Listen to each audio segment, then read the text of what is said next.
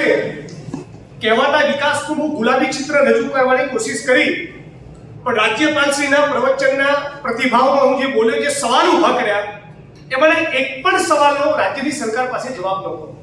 મેં વાત કરી કે ગુજરાત આટલું ખરેખર વાઇબ્રન્ટ, સ્વર્ણિમ, ગતિશીલ અને સમૃદ્ધ હોય તો શા માટે મેક્સિકોની બોર્ડર ઉપર ગુજરાતના બેરોજગાર યુવાનો ડંકી મારીને કબૂતરબાજીમાં ગોળી ખાવા માટે કેમ જાય છે?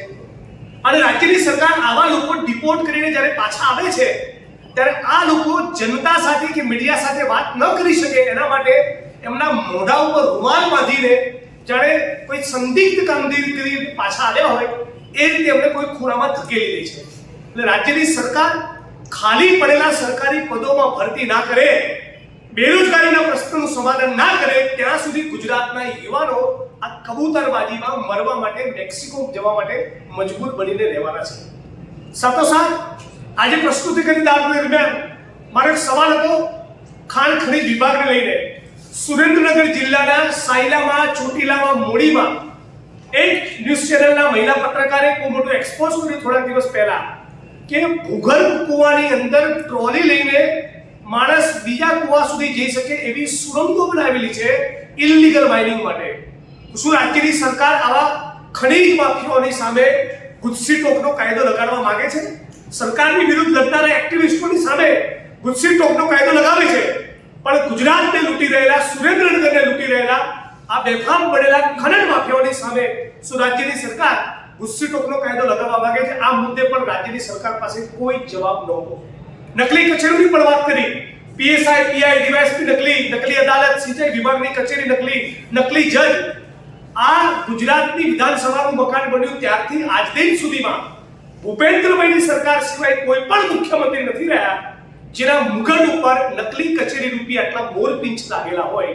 તમારો સવાલ હતો કે શું રાજ્યની સરકાર આ નકલી કચેરી વાળા તમામ પ્રકરણોની ટ્રાયલ 1 વર્ષમાં સ્પેશિયલ કોર્ટમાં પૂરી કરવા માંગે છે? આ મુદ્દે પણ એમણે કોઈ જવાબ નહીં આપ્યો. આજે બહુ એક અનફોર્ચ્યુનેટ, કમનસીબ, ચિંતાજનક ઘટના આપણી સામે આવી છે. એ છે અમરેલીના એક શિક્ષકે કેટલીક માસૂમ બાળકીઓ સાથે છેડા કર્યા, દુષ્કર્મ કર્યું, એની ફરિયાદ સામે આવી છે. અત્યંત ચિંતાજનક વિષય છે. પણ જે ગુજરાતની અંદર ભારતીય જનતા પાર્ટીનો એક ધારાસભ્ય નામે ગજેન્દ્રસિંહ પરમાર, એની સામે હાઈકોર્ટના આદેશના પગલે ગુનો દાખલ થયો બળાત્કારનો, અને હજી સુધી ગુજરાતની સરકાર જોની ધરપકડ કરી શકતી ના હોય તો ગુજરાતમાં બેન દીકરીઓ, માતાઓ ક્યાંથી સુરક્ષિત રહેવાની? અને એટલા માટે મેં રાજ્યની સરકારને ચેલેન્જ આપી કે 27 માર્ચના દિવસે જ્યારે ગુજરાતની વિધાનસભાનું સત્ર પૂરું થાય, એનો સૂર્યાસ્ત થાય ત્યાં સુધીમાં જો તમારામાં પાણી હોય તો આ બળાત્કારના ભાજપના આરોપી, ભાજપના ધારાસભ્ય જે બળાત્કારના આરોપી છે ગજેન્દ્રસિંહ પરમાર, એની તમે ધરપકડ કરીને બતાવો. આ મુદ્દે પણ આખી ભારતીય જનતા પાર્ટીની કેબિનેટ અને તમામ ધારાસભ્યો મૌન હતા. અમરેલીની ભોગ બનેલી, દુષ્કર્મનો ભોગ બનેલી દીકરીના મુદ્દે ભાજપના પ્રવક્તાઓ સિમ્પથેટિક વલણ મીડિયાની સમક્ષ રજૂ કરશે અગાઉની ભૂતકાળની ઘટનાઓની જેમ, પણ ગુજરાતમાં બેન દીકરીઓને, માતાઓ ક્યાંથી સુરક્ષિત હોય જ્યાં ભાજપનો એક ધારાસભ્ય પોતે જ એ બળાત્કારી બનીને ફરતો હોય? અને બધા સોશિયલ મીડિયામાં કદાચ તમે વિઝ્યુઅલ જોયા છે, કુંભના મેળામાં ફરતો હતો.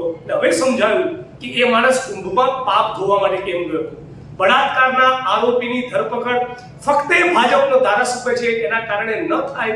આ ગુજરાત કોઈ પણ સંજોગોમાં ચલાવી લેવું ન જોઈએ. આમાંના એક પણ મુદ્દાનો જવાબ ભારતીય જનતા પાર્ટીની સરકાર જોડે નહોતો.